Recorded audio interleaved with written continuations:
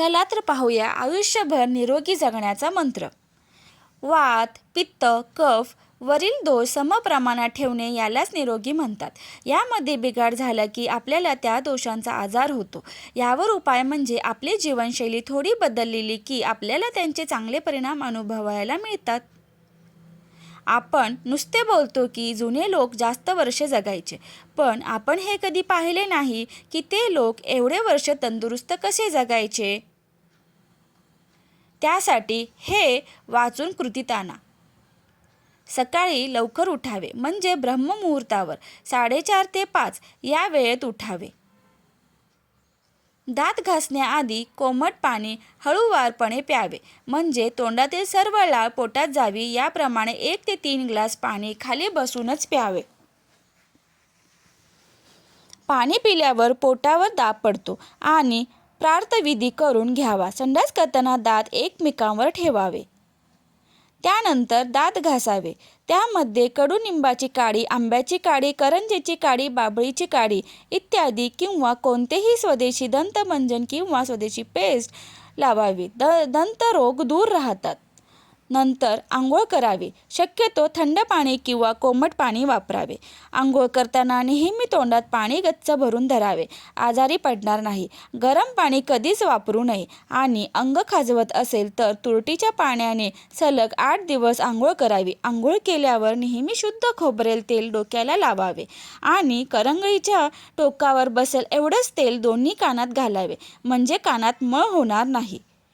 सकाळी 7:30 ते 9:30च्या दरम्यान जठराग्नी सर्वात तेज असतो. त्यावेळी पोट भरून जेवण करावे. जमिनीवर मांडी घालून बसून शांत चित्ताने जेवणे आदर्श. जेवण नेहमी सूर्याच्या उपस्थितीतच करावे. जेवणाच्या अगोदर 45 मिनिट आणि जेवणानंतर 1 तासाने पाणी प्यावे. जेवताना 1 ते 2 घोट पाणी प्यायला हरकत नाही.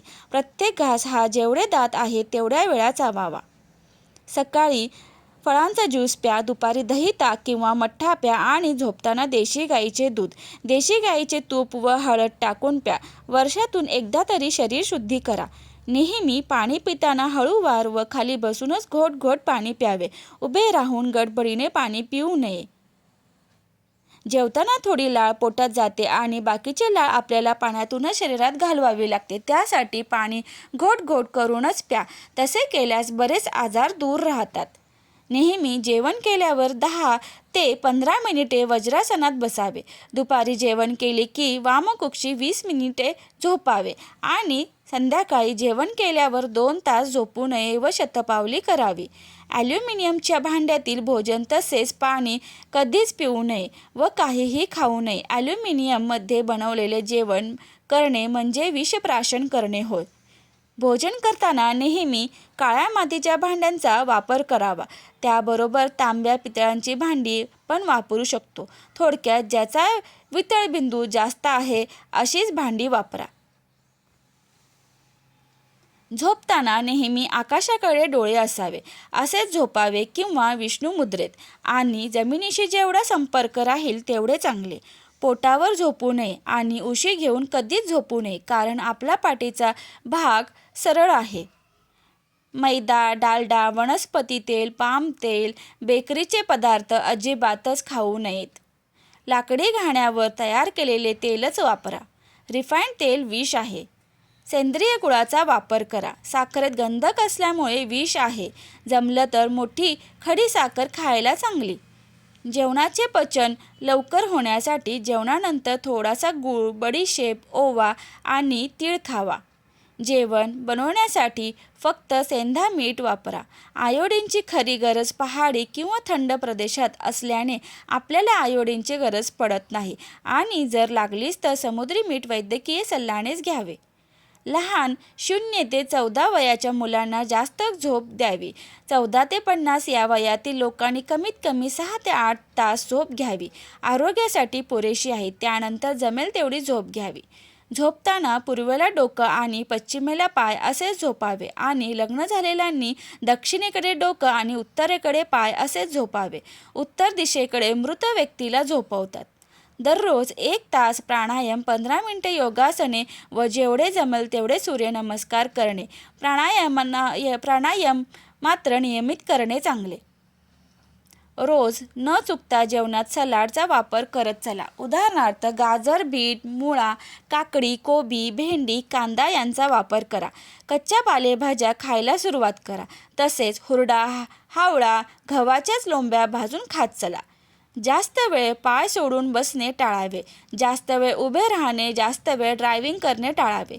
त्यापेक्षा जास्त वेळ मांडी घालून बसावे, ज्यामुळे आपले मणके व सांधे चांगले राहतील. उभं राहणं हे फक्त 4 पायांच्या प्राण्यांसाठी योग्य आहे. 2 पायांच्या प्राण्याला बैठी जीवन पद्धती योग्य आहे. भारतीय रस म्हणजे उसाचा रस, कोकम सरबत, आवळा रस, लिंबू सरबत, फळांचा ज्यूस हेच आपल्या शरीराला उत्तम पोषक आहे. भारतीय खादीचाच पोशाख घाला, कारण खादीच्याच कापडात त्वचा मुलायम राहते व घाम पण जास्त येत नाही. भारतीय परंपरेत बघा, सर्व भारतात कुठेही घट्ट कपडे घालत नाही. हे फक्त पाश्चिमात्य देशातील फॅशन भारतात आली आहे. शरीराचे हे 13 वेग आले की त्यांना रोखू नये. जर रोखले तर शरीरामध्ये 84 प्रकारच्या व्याधी निर्माण होतात. लघवीला आले की थांबवू नये, बसूनच लघवी करावी. अश्रू बाहेर येऊ द्यावेत. रडायला आले की तर रडावेच. हसायला आले की भरपूर हसावे. जांभई आले की द्यावे. शिंक आले की बिनधास्त द्यावी. अपान वायू आला की तसाच बाहेर येऊ द्यावा. वीर्य वेग रोखू नये. तहान भूक रोखू नये. आंघोळ करताना गुळण्या कराव्यात आणि डोळ्यातून पाणी यायला पाहिजे. असे केल्याने घशाचे आजार आणि जीभ निरोगी राहते. कफ कधीच गिळू नये. चालताना नेहमी टाच अगोदर ठेवावी, नंतर पंजा ठेवावा. बिन चप्पलचे दररोज 1 किलोमीटर तरी चालावे. हाडं बळकट करण्यासाठी दररोज 1 चमचा तीळ खायला सुरुवात करा किंवा 1 ग्राम चुना खाऊच्या पानातून खावा. उन्हाळ्यात मातीच्या भांड्यातील पाणी, पावसाळ्यात तांब्याच्या पात्रातील पाणी आणि हिवाळ्यात पितळेच्या भांड्यात सोन्याची अंगठी किंवा सोन्याची वस्तू ठेवावी. मध हे नैसर्गिकच खावे. वरील भाजीपाला व कडधान्य हा विषमुक्त नैसर्गिक असावा. रासायनिक भाजीपाला आणि कडधान्य खाऊ नयेत. वरील सर्व गोष्टी पाळल्या तर आपण आपले आयुष्य निरोगी पद्धतीने जगू शकतो. व्हिडिओ आवडल्यास व्हिडिओला लाईक, शेअर करायला विसरू नका.